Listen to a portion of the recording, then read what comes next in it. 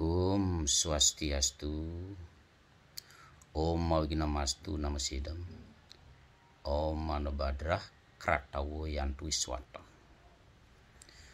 Umat sedharma dimanapun berada,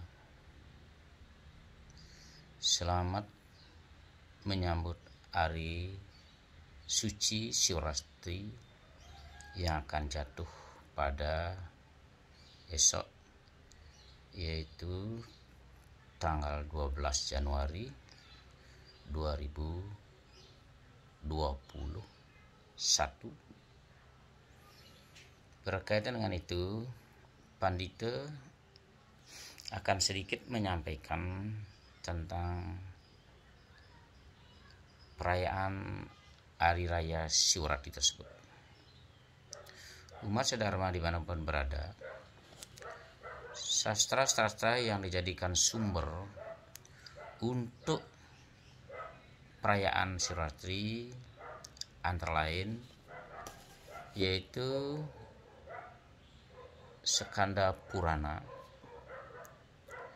Di dalam Skanda Purana ini diceritakan si Canda yang sangat jahat, membunuh binatang, bahkan si Canda ini juga membunuh Brahmana. Nah, di dalam Skanda Purana ini diceritakan bahwa antara Lomosa dan Resi berdiskusi, diuraikan juga, yaitu asal mula perayaan Siwratri. Nah, yang kedua, sumber sastra yang dijadikan rujukan adalah Garuda Purana. Di dalam Garuda Purana ini yaitu percakapan Parwati dan Siwa. Parwati menanyakan tentang Brata, apa yang utama. Siwa menjawab yaitu tentang Brata Siwratri. Cerita Sundara Sena di dalam Garuda Purana juga berburu dan membawa anjingnya ke hutan. Dalam pemburuannya seekor pun tidak dapat dia dapatkan binatang buruan. Dia berpuasa dan tidak tidur. Dalam cerita Garuda Purana itu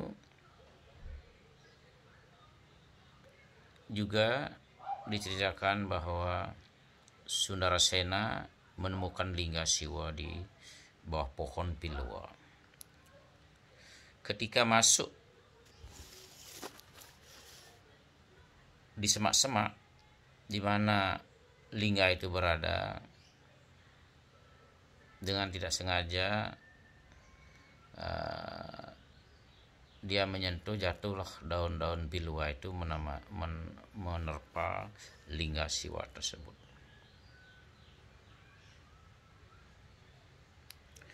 Sundarasena pulang dengan tidak membawa binatang buruan, sehingga pada waktunya dia meninggal dijemput oleh utusan Dewa Yama, tetapi dicegat oleh utusan Dewa Siwa.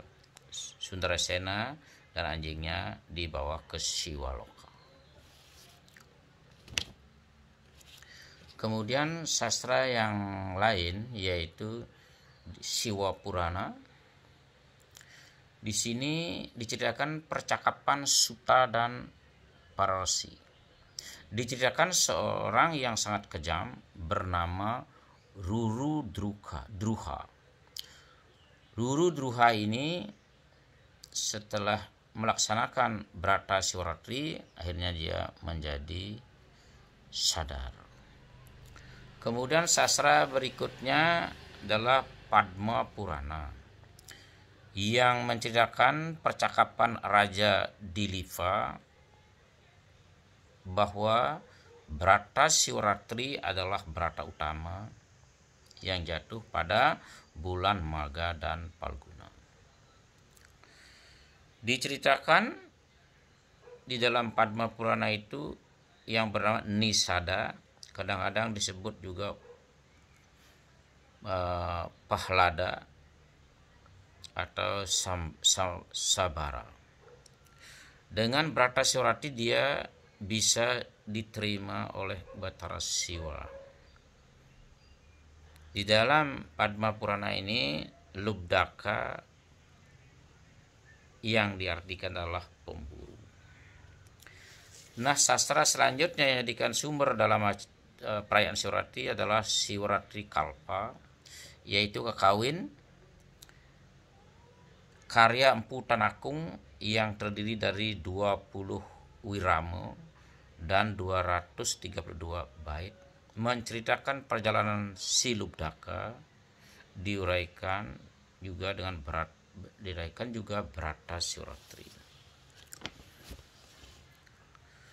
Yang selanjutnya yang dijadikan rujukan oleh umat Hindu perayaan Siwaratri adalah lontar Lubdaka Carita. Dalam Lubdaka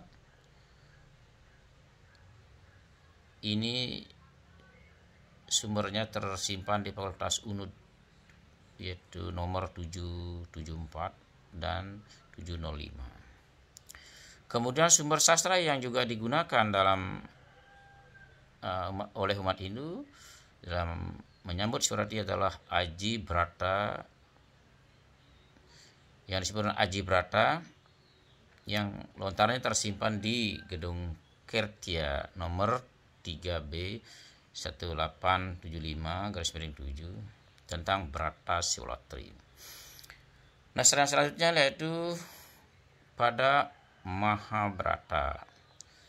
Di dalam Mahabharata diceritakan Bhisma sedang tidur di atas panah. Dia bisa membahas masalah dharma. Yang dibahas adalah Mahasiwaratri oleh Raja Citrabanu. Di dalam cerita itu bahwa Citrabanu dari dinasti Iswaku yang memimpin Jambudwipa melakukan puasa dengan istrinya pada hari Mahasiwaratri.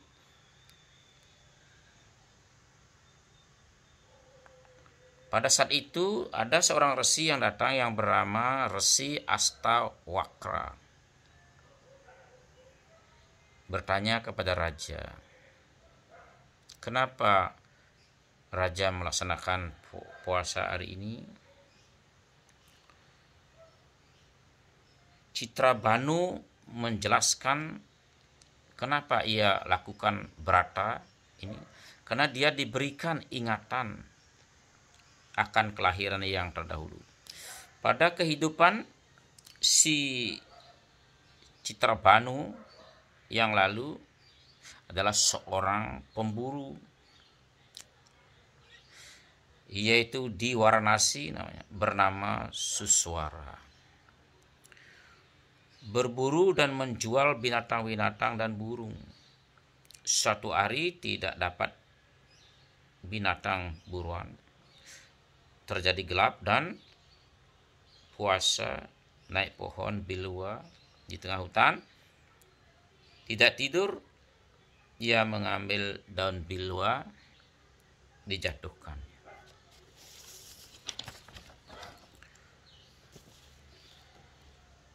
Nah, singkat cerita akhirnya dia pulang, dan satu saat dia datang kematiannya.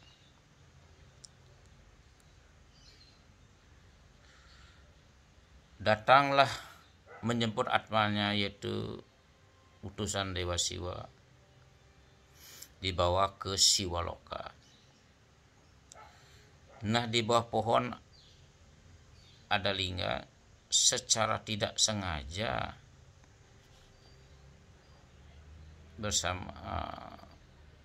tidak sengaja ya, dia memetik dan jatuh. Karena dengan dia melaksanakan Brata Siwarati, dia lahir menjadi Citra Banu. Umat sedharma dimanapun berada, pada zaman sekarang ya, kita wajib sebenarnya melaksanakan Brata Siwaratri.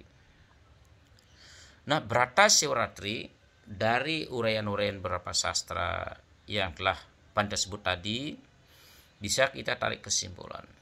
Brata Siwaratri itu ada 3, yaitu monobrata. Monobrata ini bermakna yaitu atau dilaksanakan dengan cara berdiam diri, tidak mengeluarkan kata-kata, yaitu mulai jam 00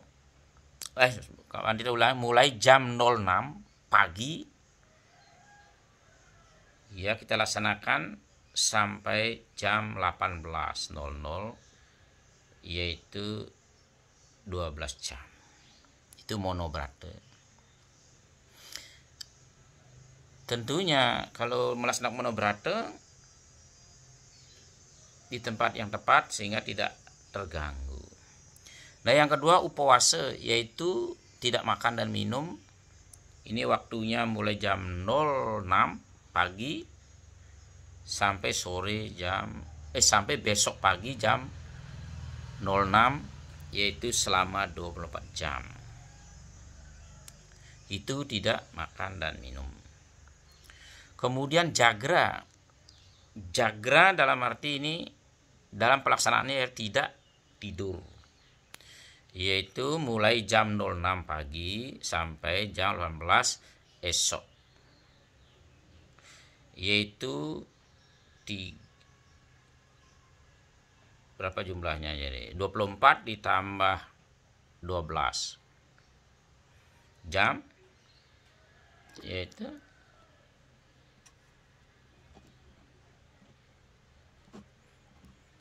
36 jam. Nah, itulah Brata Siwaratri yang dilaksanakan kalau kita melaksanakan Brata yang utama.